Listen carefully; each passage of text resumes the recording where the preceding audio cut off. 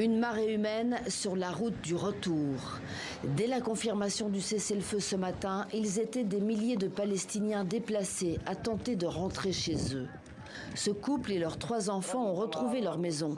Mais avant de s'y réinstaller, plusieurs jours de déblayage les attendent. Pour d'autres, le scénario est plus douloureux.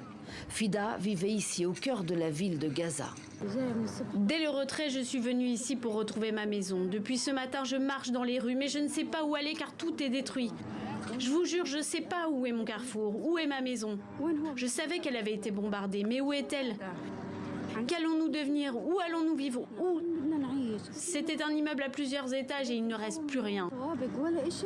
Cette mère de famille résidait dans une rue avoisinante. Tout ce qui reste de sa maison tient dans la bassine qu'elle porte sur la tête.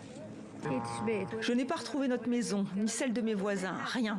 Tous les proches qui vivaient à côté de chez moi ont perdu leur maison. Tout est détruit.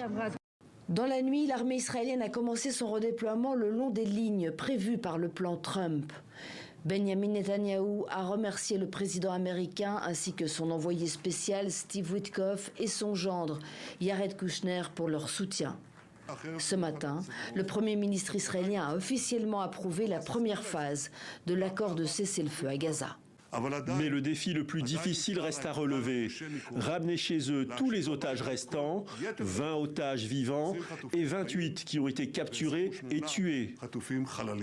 D'ici lundi, ces 48 otages devront être livrés par le Hamas, qui se montre très optimiste pour l'avenir.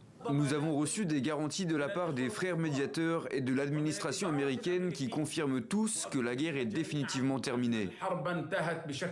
Conformément au plan, des centaines de camions du Programme alimentaire mondial se sont dirigés vers le point de passage avec l'Égypte pour charger l'aide humanitaire. 200 militaires américains, égyptiens, qataris, émiratis et turcs, sous commandement des États-Unis, vont superviser les différentes phases de l'accord sur Gaza.